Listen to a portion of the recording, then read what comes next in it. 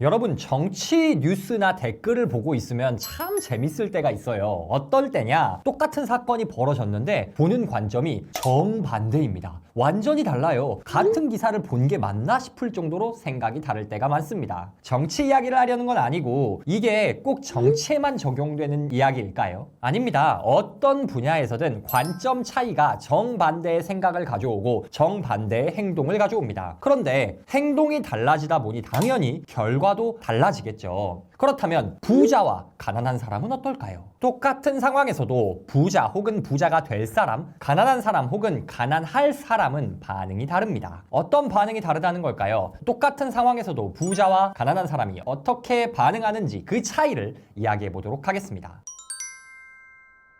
첫 번째, 나 돈 벌었어 라는 말을 들을 때 반응이 다릅니다. 나 돈 벌었어 그러면 어떤가요? 축하할 일이죠. 부자와 가난한 사람 모두 축하를 해줍니다. 그런데 그 다음 반응이 좀 달라요. 가난한 사람들 혹은 가난할 사람은 이렇게 물어봅니다. 그래서 그 돈으로 뭐 살 거야? 왜 이런 질문을 하는 걸까요? 이 사람들의 머리에는 돈 이퀄 소비이기 때문입니다. 돈은 무조건 써야 하는 것이라는 기본 전제가 깔려 있는 겁니다. 무슨 차 살 거야, 무슨 옷 살 거야, 뭐 그나마 나은 건 어떤 집 살 거야 정도 나오겠죠. 그런데 이게 돈 쓰지 말란 소리냐, 지독하게 아끼란 소리냐? 아닙니다. 돈 벌었으면 써야죠. 언젠가는 써야 되는데 문제는 돈을 소비의 대상으로만 보는 게 문제라는 겁니다. 소비 대상들은 어떤가요? 주로 자동차, 옷 뭐 이런 것들은 감가상각이 일어납니다. 뭐라고요? 감가상각. 사자마자 가격이 빠집니다. 오죽하면 자동차는 손잡이 잡고 문 열고 시동 켜자마자 가격이 떨어진다고 말을 하겠어요. 즉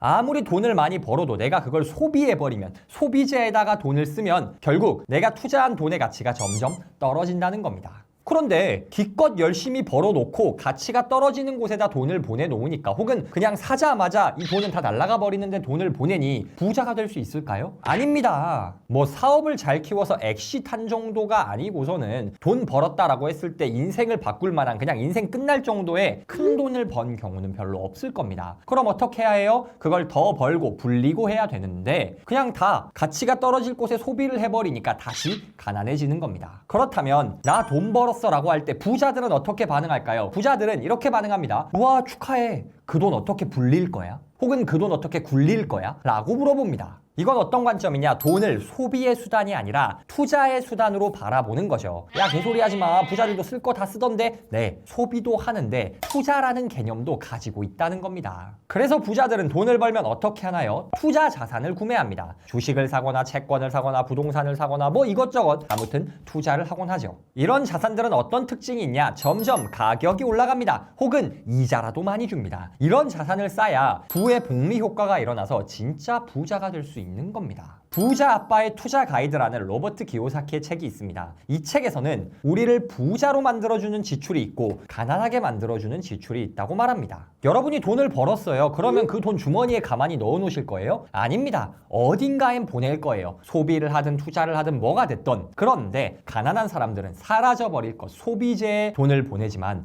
부자가 될 사람들은 나를 더 큰 부자로 만들어줄, 돈이 돈을 불러올 자산에 돈을 보냅니다. 여러분은 어디에 돈을 보내고 있나요? 돈을 소비하느냐, 투자하느냐에 따라서 돈을 번 후의 미래는 완전히 달라집니다.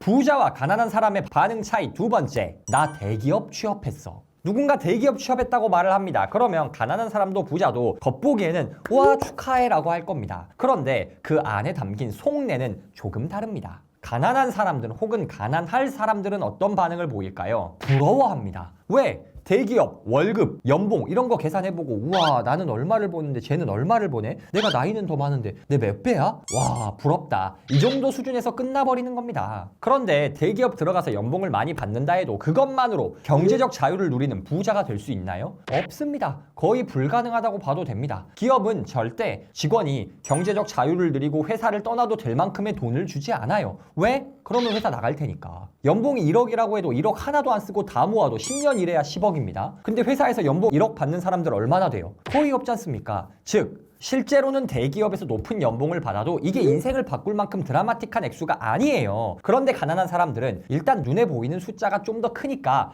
부럽다라고 생각을 합니다. 그런데 부자들은 어떻게 반응할까요? 부자들도 일단 축하합니다. 그런데 내심 속으로는 안타까워하기도 합니다. 물론 어떤 회사고 어떤 직종이냐에 따라 다를 수 있어요. 그런데 왜 부자들이 안타까워하는 경우가 생기냐? 대기업에서 하는 일은 대부분 파편화되어 있기 때문입니다. 뭐라고요? 파편화되어 있습니다. 이 기업이 어떤 구조로 돈을 버는지, 사업은 어떻게 만들어지는지 이 전체적인 구조를 보고 배울 수 있는 환경이 주어지지 않는다는 거예요. 그냥 나에게 오는 일만 톱니바퀴 굴러가듯 반복적으로 하게 될 뿐입니다. 물론 기업에 따라 다르고 사람 하기 나름이에요. 자기가 특정 분야에서 엘리트로 딱 자리 잡아서 전문가로 승승장구해서 대기업의 임원이 되거나 아니면 스톡 옵션으로 대박을 치거나 이런 사례들이 분명히 존재하죠. 그런데 그게 비율이 얼마나 되냐고요? 거의 되지 않습니다. 거기에 대부분의 사람들은 파편화된 업무만 하고 정년을 채우지 못하는 경우가 많죠. 그런데 문제는 뭐냐? 파편화된 업무를 함에도 불구하고 월급을 많이 줍니다. 급여를 많이 줘요. 그럼 당연히 좋은 거 아니냐? 좋죠. 그런데 문제는 급여를 많이 주니까 못 그만둡니다. 천년 만년 다닐 수 있다면 상관이 없겠지만 그게 아닌데 40, 50대만 돼도 나가야 된다고 하는데 월급은 많이 주니 당장 월급에 취해서 더 큰 그림을 보지 못하는 겁니다. 회사를 천년 만년 다닐 수 없으니까 어떻게 해야 하죠? 뭐 나가서 사업을 하든가 해야겠죠? 그런데 할 수 있나요? 아니에요. 왜냐? 파편화된 일만 했으니까. 비즈니스가 어떻게 이루어지는지 전체적인 구조를 못 봤으니까. 그래서 월급이 마약이라는 말이 나오는 겁니다. 끊을 수가 없는 거예요. 대기업 취업했어 라는 말을 들으면 가난한 사람들은 그저 부러워할 따름이지만 부자 혹은 부자가 될 사람들은 내심 안타까워하기도 합니다. 왜? 어디 기업인지 들어보고 하는 업무를 들어보니까 너무 파편화되어 있어. 그렇다면 이 사람이 거기서 배울 수 있는 게 많지 않기 때문이죠. 여러분은 어떠신가요? 혹시 파편화된 일, 반복되는 일만 하면서 전체적인 구조를 못 보고 계시진 않나요? 그게 나중에 여러분의 발목을 잡는 족쇄가 될 수도 있다는 걸 생각해 보셔야 합니다.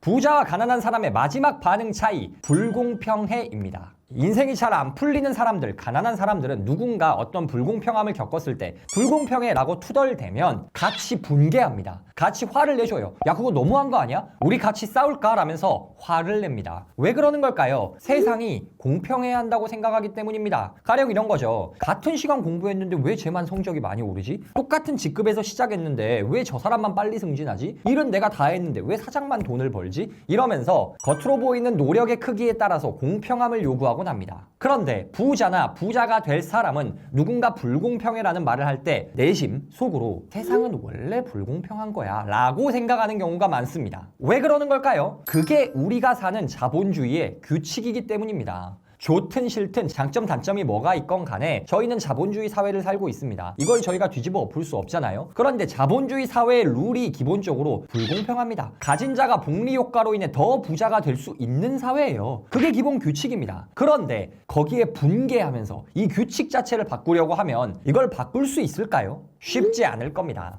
물론 화가 날 수 있죠. 내가 금수저 못 물고 태어난 것, 내가 타고난 재능이 부족한 것, 이거에 분개할 수가 있습니다. 화낼 수 있어요. 이거 자체는 지극히 정상입니다. 근데 잘 되는 사람들은 그래, 이 자본주의 규칙은 내가 어떻게 할 수 없다 치고 내가 할 수 있는 걸 하자. 그리고 극복해냅니다. 그 분노, 분개함이라는 악의 에너지를 성공을 위한 원동력으로 바꾸는 거예요. 비상식적 성공 법칙이라는 책이 있습니다. 이 책에서는 악의 에너지를 성공을 위한 원동력으로 쓰라고 말합니다. 왜? 악의 에너지라는 건 굉장히 강력한 에너지원이거든요. 이걸 활용해서 일단 자본주의 규칙을 하나하나 정복해 나가보자. 그 규칙 안에서 승리해보자 라는 생각으로 최선을 다할 때 악의 에너지를 가지고 성공할 수가 있다는 겁니다. 그런데 불평, 불만만 해서는 절대 아무것도 변하지 않습니다. 원래 세상은 불공평합니다. 이게 저희가 살아가는 자본주의의 규칙입니다. 그렇다면 내가 바꿀 수 없는 규칙에 대해 불평, 불만만 할 게 아니라 어떻게 하면 여기서 승리할 수 있을지를 고민해야 합니다. 자산가들에게 유리한 규칙이라면 나도 자산을 사고, 사업가들에게 유리한 규칙이라면 나도 사업을 할 생각을 고민해야 하는 겁니다. 똑같은 말을 들어도 부자와 가난한 사람은 다르게 반응합니다. 첫 번째, 나 돈 벌었어. 가난한 사람들은 뭐 살 거야? 를 물어보지만 부자들은 그 돈을 어떻게 굴릴 건지 물어봅니다. 나 대기업 취업했어 라고 말하면 가난한 사람들 혹은 인생이 잘 안 풀릴 사람들은 그냥 부러워합니다. 그런데 잘 될 사람들, 부자들은 내심 안타까워합니다. 왜? 월급이라는 마약에 취해 큰 구조를 못 보고 톱니바퀴처럼 파편화된 일만 하다 끝날 수 있기 때문이죠.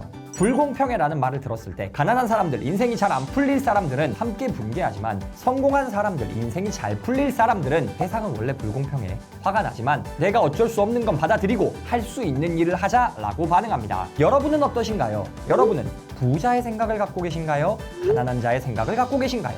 이 영상을 통해 여러분의 마인드를 한번 점검해 보시면 좋을 것 같습니다. 오늘도 북토크와 함께 한 걸음 더 성장하신 여러분을 진심으로 응원합니다.